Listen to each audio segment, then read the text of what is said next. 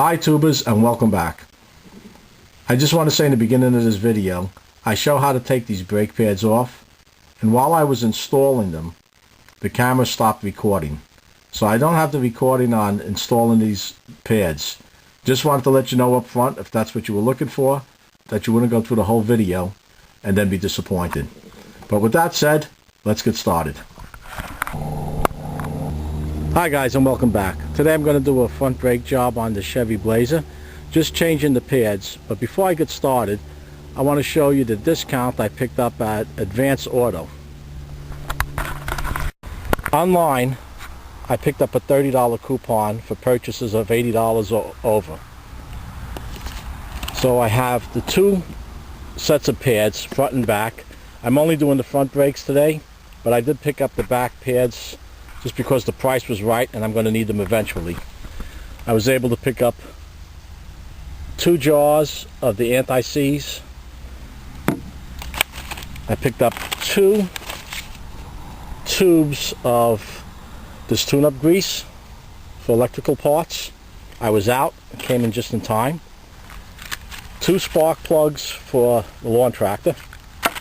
They didn't have 3 the same, so I picked up this other one here that's high temperature. This is to lubricate the pins that the calipers slide back and forth on.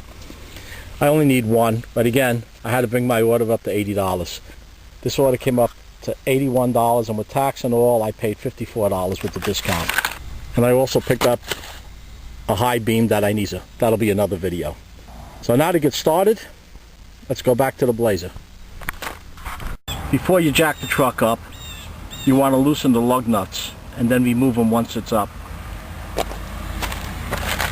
To remove them, you want to take off your cover.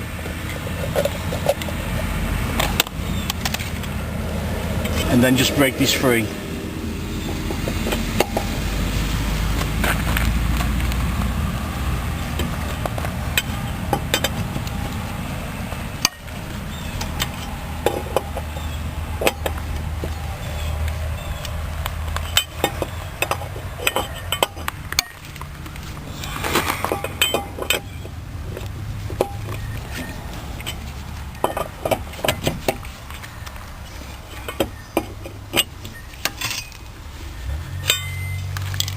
Once you loosen them up,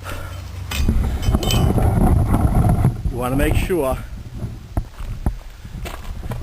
that the truck is as level as it can get, and you want to block the back wheel.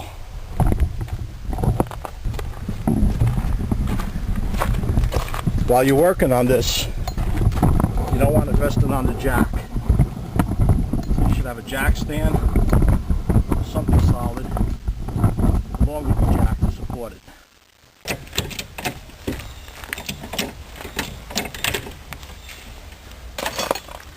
Working in the gravel driveway always has its challenges. That's high enough now to get the wheel off, and I'm just going to support it underneath. I have that stand under there along with the jack, and I will take this wheel off.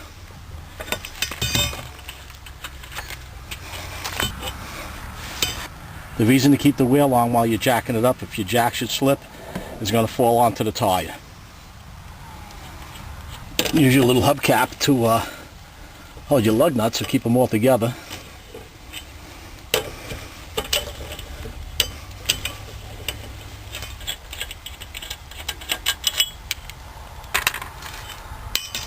Okay.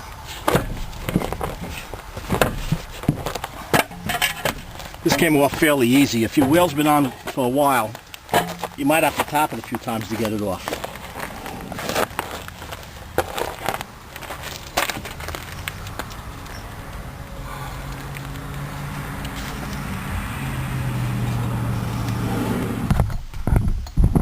To the brake pads, you have to get this caliper off.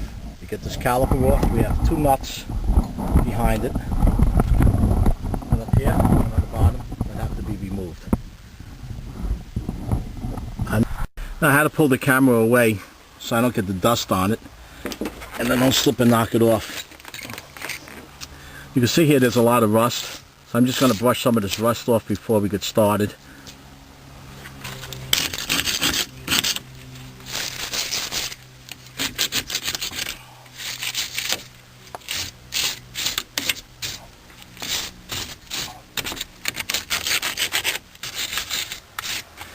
I wanted to bleed this brake. Usually when putting pads on, I don't bleed it. But I read recently that it's good to bleed it out because the fluid that's left in the caliper, when you push it back, it does some damage to the lines. But looking at this bleeder, I'm not going to touch it. I don't have one to replace it. If I knew it was like this, I would have picked one up when I was out. So for now, I'm just going to do it the old way, where once this caliper's off, I'm going to compress it. We'll go under the hood and take some of the fluid out of the reserve so it doesn't overspill, and put the new pads on. That's how I've always done it. This was something I just recently read where it says the brake fluid should be changed from time to time because it causes corrosion in the lines.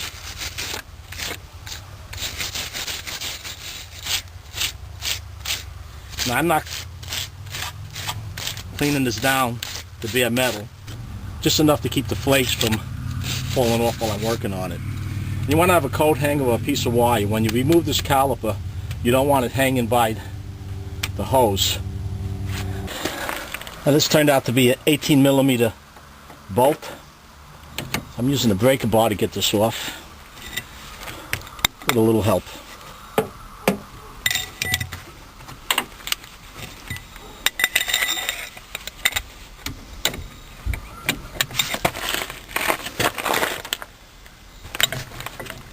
Move this camera back somewhat.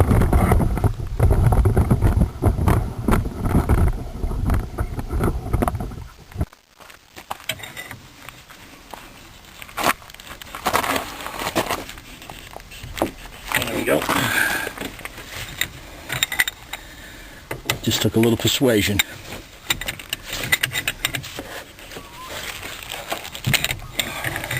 That took a little less.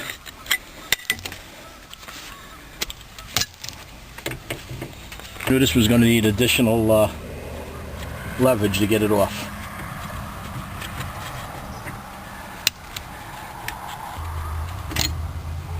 Okay, we'll address these later. And these are in pretty good shape. They were lubed up, whoever did the job the last time. They're not rusted or pitted. That's good news.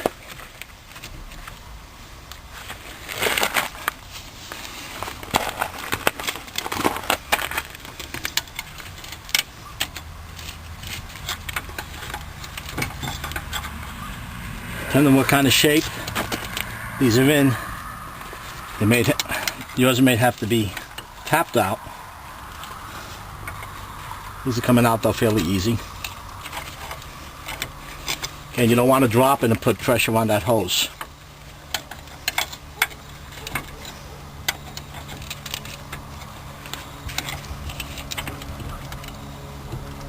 With all the gloves I have, these were the only ones I could find for this video.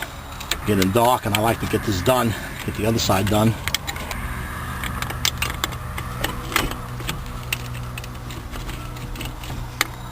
And just a little pressure on the pistons, pushing them in so I can slide it out.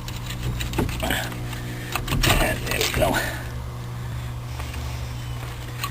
You want to hang this caliper before we do anything. And I had that wire.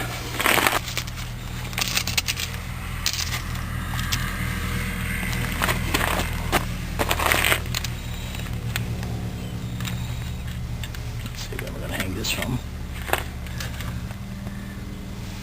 Let's see what we have.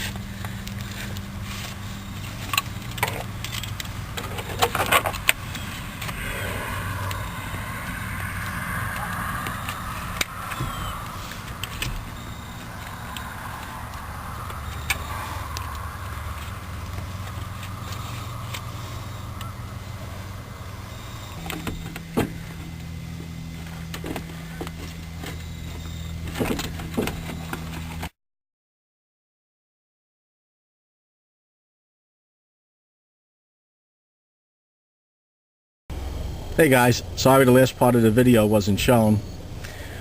What you missed was, one, I took fluid out of the reserve. You could use a turkey baster, you could bleed it at the brake like I started originally, but I had a bad bleed valve so I didn't do it that way. Or you could simply use a straw. You don't have to take that much out. What I did was just stick a straw in the reserve, hold my finger at the top, Bring it over to a container and let it out. Not that much has to come out. These brakes were really worn, and what I ended up pulling out was this pull container and half of this other pull container, and it gave me plenty of room. Now, to compress the calipers, and again I apologize for not showing this video, I used the old brake pad, and there's nothing left to it and it's starting to crack.